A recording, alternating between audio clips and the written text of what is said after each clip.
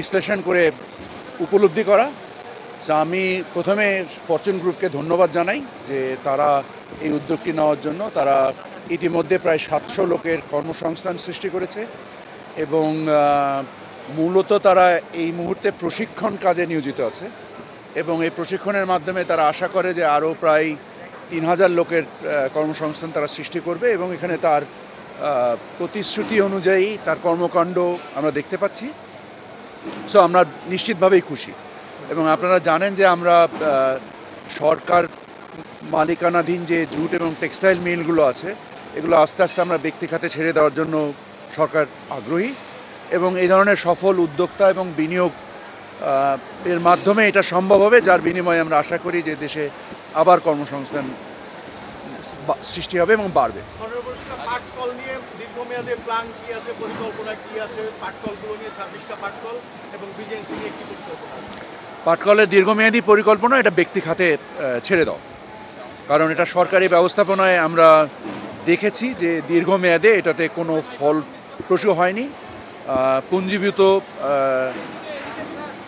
বহু হাজার কোটি টাকার যে লোকসান, এই লোকসান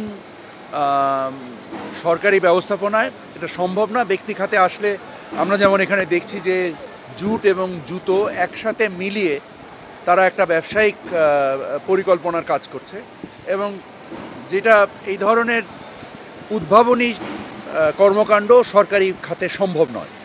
সো তার পরিপ্রেক্ষিতে এটা আমাদের ব্যক্তি খাতেই পরিচালনা করতে হবে। এর আগে তো আমরা শুনেছিলাম যে জুট মিলগুলোকে বেসরকারিকরণ করা বা ব্যক্তিগত মালিকানাধীন খাতে ছেড়ে দেওয়া, এই প্রক্রিয়াটা কিছুটা বিগত দিনে চালু হয়েছিল, বাট এটা শেষ পর্যন্ত আলোর মুখ দেখেনি। শুধুমাত্র আমরা একটা মিলকে দেখতে পাচ্ছি।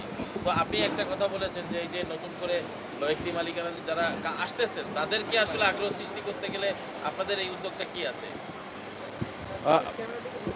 আমরা গত সপ্তাহে একটা টেক্সটাইল মিল কুড়িগ্রামে আমরা বেসরকারি মালিকানা, ঠিক গভর্নমেন্ট এটা লিজ, দীর্ঘমেয়াদী লিজ প্রক্রিয়া যাচ্ছে, এটা মালিকানার কোনো হস্তান্তর হচ্ছে না।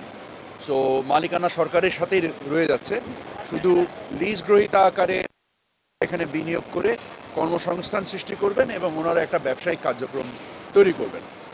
এবং আমরা জুট মিল সম্ভবত এই সপ্তাহে আমরা আরও 3টে ব্যক্তি খাতে লিজ হস্তান্তর প্রক্রিয়া সম্পন্ন করব বলে আশা করছি। মাননীয় উপদেষ্টা, যেটি হচ্ছে যে আপনি যেটা বলছিলেন যে 25টির মধ্যে বা 26টির মধ্যে খুলনা অঞ্চলে 9টি পাটকল রয়েছে, এর মধ্যে আমরা দেখেছি 4টি বেসরকারি খাতে এই মুহূর্তে চলছে। আমরা বিজেপির সাথে বারবার কথা বলে জেনেছি যে আপনাদের নানা রকম উদ্যোগ থাকা সত্ত্বেও ওই 5টির ব্যাপারে আসলে আগ্রহী লোক পাওয়া যাচ্ছে না অথবা শর্ত মানা লোক পাওয়া যাচ্ছে না।